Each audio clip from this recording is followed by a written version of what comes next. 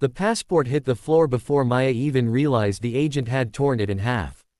One moment she was sliding it across the counter, offering a polite smile despite her exhaustion. The next, a sharp rip sliced the air, stopping the entire security line cold. Gasps rose. A child stopped mid-whine. Someone's coffee nearly slipped from their hand. Maya looked down at the two sad halves of her brand new passport, her photo staring up at her from jagged paper.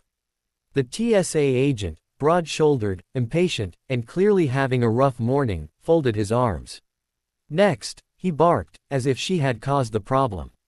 You can't fly without valid documents. A murmur built behind her, but Maya stayed still. Everyone else saw a young black woman in sweats, suitcase still covered in last night's rain, backpack slung tiredly over one shoulder. No one would have guessed she was also the freshly appointed CEO of Pinnacle Air, the fastest-growing airline in North America, its youngest leader in history. Not that her title mattered right now. She'd spent 10 years working her way up from flight attendant to regional manager to executive, and she'd learned early that power was only borrowed, and easily ignored. The agent angled his chin. Ma'am, please step aside. A security supervisor began walking over, looking ready for trouble. Maya inhaled once, steadying herself. If she wanted, she could make one call and have half the terminal lined with executives tripping over themselves in apology. But that wasn't who she wanted to be. Instead, she did something unexpected. She picked up the torn passport pieces carefully, as if they were something fragile. Sir, she said softly, I'm sure it was an accident. The agent blinked. An accident. He'd been braced for shouting, accusations, maybe even cameras. But kindness, that he wasn't prepared for. Then someone stepped out of the line. It was an older woman in a wool coat, her hair silver and beautifully braided, her cane decorated with cheerful sunflower stickers. She walked right up to the counter and fixed the TSA agent with a stare so sharp it could have cut through metal. I saw what you did, the woman said. Her voice trembled, not with fear but with righteous anger. And this young lady handled it with more grace than you deserved. People nodded. Someone whispered, yeah, that was messed up. Another held out their phone as if ready to back her up. The TSA agent exhaled slowly, shoulders dropping. Look, I shouldn't have done that, he muttered, the words coming out stiffer than he intended. I've been working doubles all week. My kid's sick. He stopped, not wanting to sound like he was making excuses. I'm sorry. The apology felt sincere, if clumsy.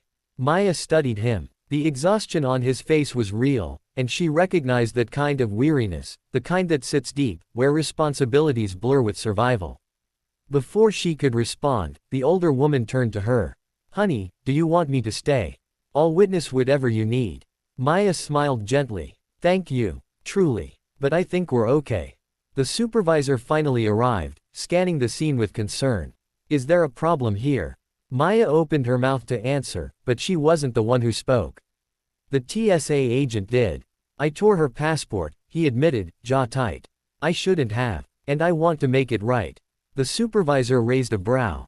We'll get you escorted to expedited processing, ma'am. We'll re-verify your identity. He glanced at the pieces of the passport. There's no charge for replacement when it's our error. Maya nodded. That was all she needed, for now.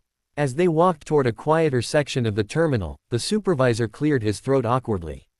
Out of curiosity, miss, what's your destination? We'll make sure the airline is aware of the delay. Maya hesitated. She hadn't planned to reveal anything, not yet. But this moment felt like a crossroads, the kind that shapes people more than policy ever could. I'm actually headed to our Denver Operations Center, she said. It's my first week officially on the job. The supervisor gave a kind smile. New hire. Congratulations. Pinnacle's a good company. Maya chuckled softly. Thank you. I hope I do them proud. When they reached the verification room, the exhausted TSA agent approached again. He looked smaller now, not physically but in posture, humbled, uneasy. I really am sorry, he said quietly. I shouldn't have taken my stress out on you. You didn't deserve that. Maya met his eyes, seeing the sincerity there. Thank you for acknowledging it, she replied. We all have hard days. What matters is what we do next. He swallowed. If there's anything I can do to help. There is, Maya interrupted with a gentle warmth. Take care of yourself. Rest if you can. People notice when you're hurting, even if you think they don't. The man nodded, blinking faster than usual, as if her words had hit someplace he didn't expect. By the time the expedited process was complete, the pieces of the morning had shifted in quiet, unexpected ways. Maya reached the gate with a temporary passport in hand and a heart unexpectedly lighter. Just before boarding, she pulled out her phone and drafted a message to her leadership team. "We need to review the strain on airport security staff. People under pressure make mistakes, not because they want to, but because they're human. Let's work with TSA to create better support systems. Air travel should bring out the best in everyone, not the worst." She hit send. As she stepped onto the aircraft, the flight attendant greeted her with a bright smile. "Welcome aboard, Ms. Thompson. We heard you're visiting headquarters today." Maya smiled back. "I am. Early start, but it turned out better than expected." The attendant didn't know the half of it. And as Maya settled into her seat, listening to the rising hum of passengers finding their places, she felt something quiet, powerful, and unmistakably hopeful stirring around her, proof that even the smallest moment of grace could ripple outward more than anyone realized.